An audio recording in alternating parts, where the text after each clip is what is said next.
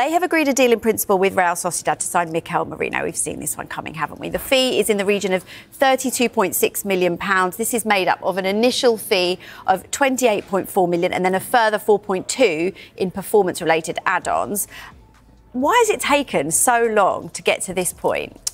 I think Arsenal are in a position where they weren't desperate for that position. Obviously, we know that they've got midfielders that can play there. They've got versatile fullbacks that can play there as well. But I think this is a position for strengthening the squad rather than being desperate for him to, come in. Obviously, we know his strengths, we know his similarities to Xhaka, who was such a key player for them in the last few years. But I think it was Arsenal not trying to almost jump the gun in a sense, especially when he had 1 year left on his contract, his age.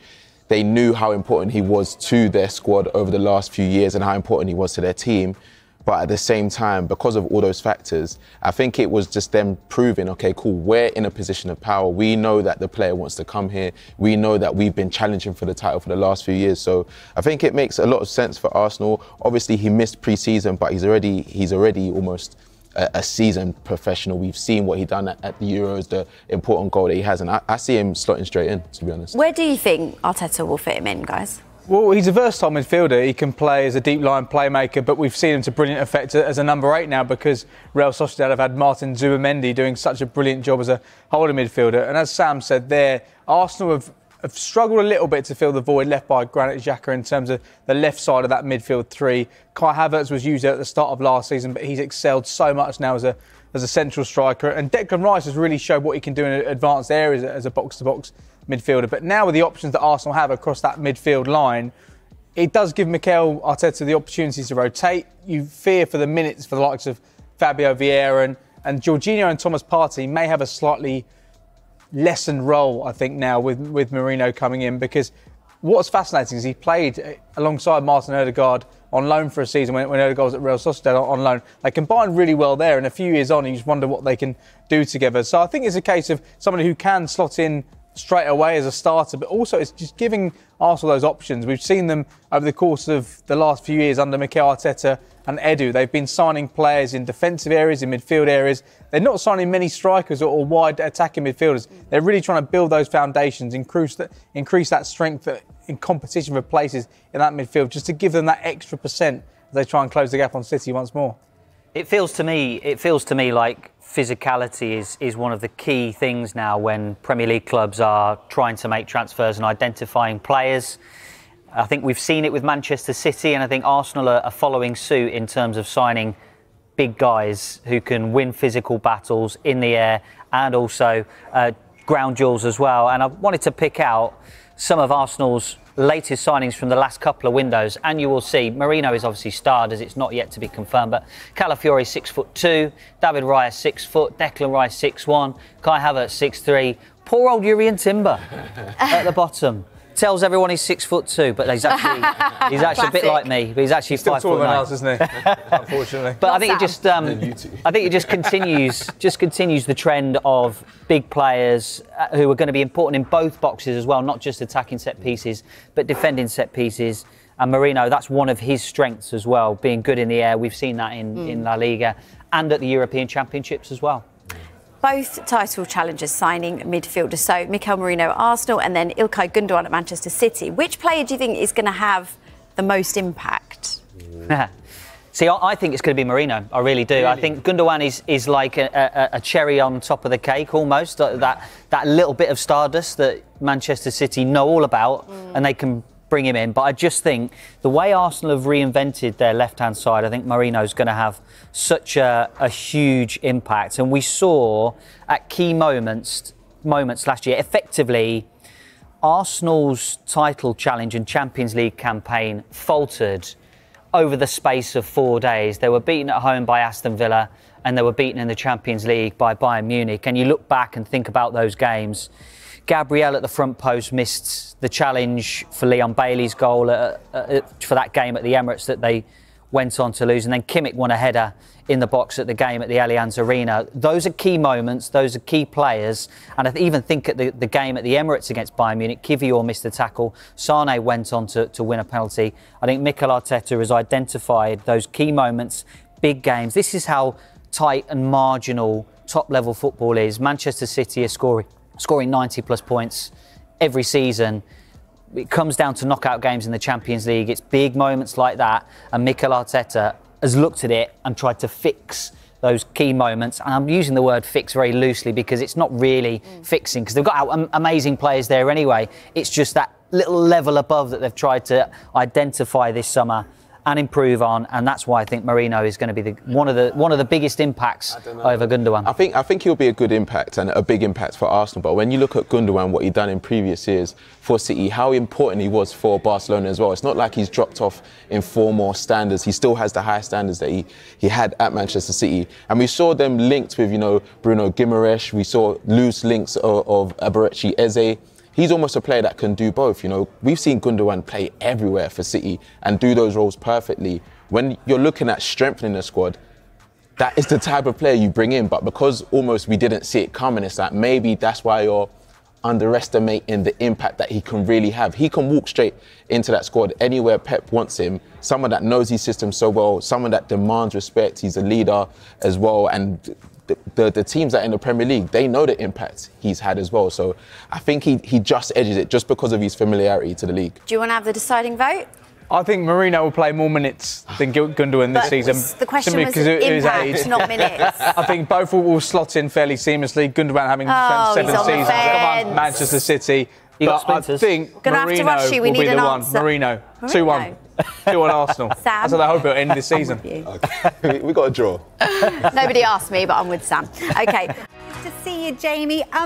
Did Arteta give any update on the situation? I know Gary Cottrell asked him last week, does Mikel like Mikel? See what he did there. Did you ask him the same?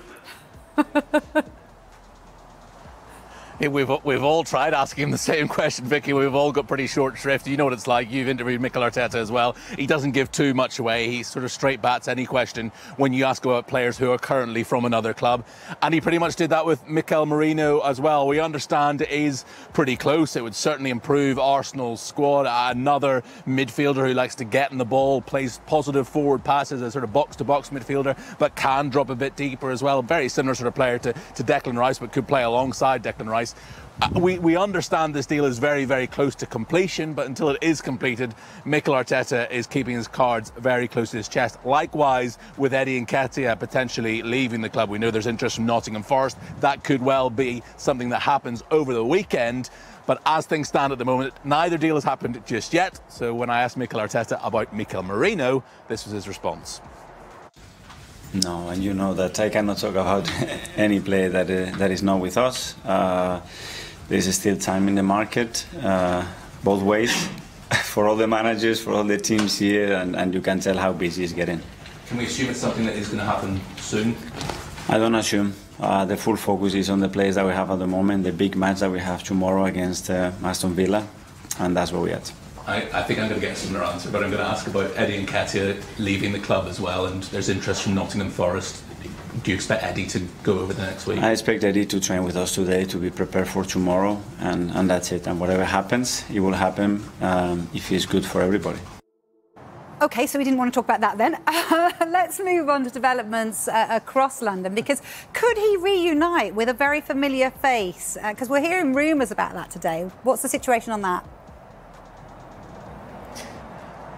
I think the answer is probably no. You refer, of course, to Raheem Sterling, who Mikel Arteta knows well from having been Pep Guardiola's assistant coach at Manchester City when Raheem Sterling was there. Obviously, lots of talk over this last week about Raheem Sterling clearly not part of Chelsea's plans. His number 7 shirt has been given away. And Mikel Arteta, well, if he doesn't usually talk about players from other clubs, he was very open to talking about Raheem Sterling. I don't think there's any possibility that Arsenal are going to sign him anytime soon, but certainly fair to say that Mikel Arteta is a huge admirer of Raheem Sterling. No, I can talk with my time with Raheem. That was exceptional. I think we built a really strong relationship together. He was unbelievable at the time that we were together, and he taught me a lot as well about the individuals, how the players think, how we give them support and help them, and he's someone that I really have strong feelings about. Look, Jamie, just finally, the biggest signing of the season arguably would be away from players. It would be about nailing Arteta to a new deal. Where are we with that? Because I think it expires at the end of this season, and Arsenal fans have got to be concerned about that.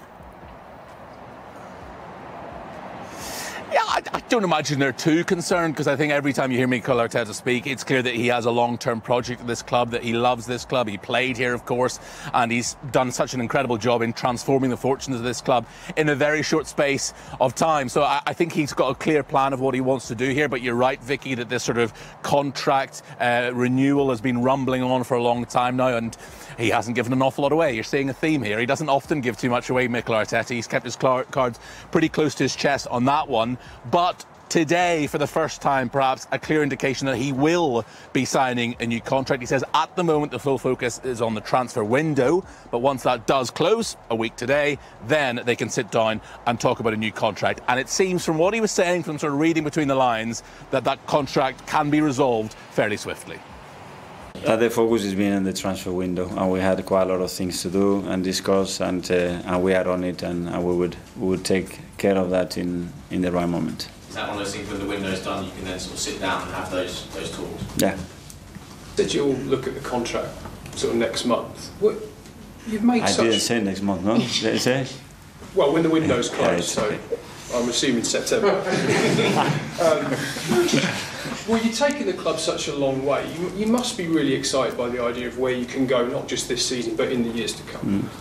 I am very grateful, first of all, for where I'm sitting and the people that I work with every single day, because it's really difficult to find that harmony, that trust, that belief, that same alignment in the vision, and it's something I always mention, and especially after, because I believe that we have an unbelievable still time ahead of us, and it's very excited, and I'm very excited about it.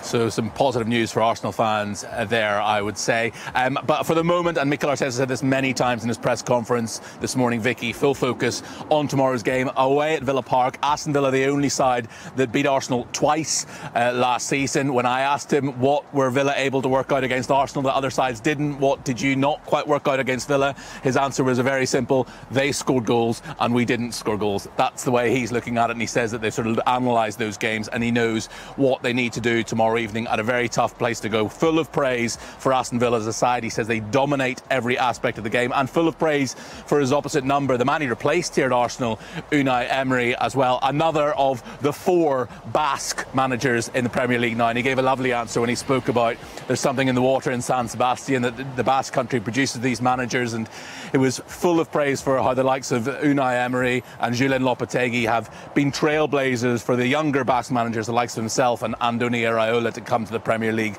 now as well. So yeah, Unai Emery against Mikel Arteta, Aston Villa against Arsenal tomorrow. It's the 5:30 kickoff, of course, coverage at 5 o'clock on Sky Sports Premier League and main event. Yeah, it's going to be a brilliant game, isn't it? Thank you, Jamie, as always.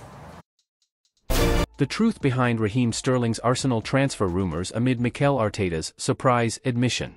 Rumours have linked Arsenal with a potential move for England international Raheem Sterling, who is reportedly available for transfer from Chelsea this summer following comments from Chelsea manager Enzo Maresca. However, Football.London understands that Arsenal is not considering a move for Sterling. Sterling has been left out of Chelsea's matchday squads for the first 2 games of the season against Chelsea and Servette. He and Ben Chilwell are among a group of players training separately from the main squad at Cobham, with Maresca confirming that this situation is unlikely to change. At the moment, they are training separately, Maresca told reporters on Wednesday. The situation with both of them is quite clear. If they are looking for minutes, then it's better for them to leave. As a result, Sterling has been exploring his options during the final week of the transfer window. Reports have suggested that the 29-year-old is keen to stay in London, and with his previous working relationship with Mikel Arteta at Manchester City, speculation arose that the two might reunite at Arsenal. When asked if he had considered reaching out to Sterling, Arteta responded, "No. But I can speak about my time with Raheem. It was exceptional, we built a very strong relationship. He was incredible during the time we were together, and he taught me a lot as well, about individuals, how they play, and how we support and help them. He's someone I have a very strong feeling about." Instead of pursuing Sterling, Arsenal is closing in on a £28 million deal for Mikel Merino. The Spanish international will be Arsenal's third signing of the window, following the permanent acquisition of David Raya from Brentford and the arrival of Riccardo Calafiori from Bologna. However, there is still a chance that Arsenal could conduct more business before the window closes. If Aaron Ramsdale leaves the club, a new backup goalkeeper will be needed, and the Gunners are also interested in adding a versatile forward to their squad. Arteta confirmed that the club is prepared for any last-minute moves as the transfer window draws to a close. "You have to be ready, especially in the last week," Arteta said. "You have to be alert and prepared because many surprises can come for various reasons, and we are prepared for that."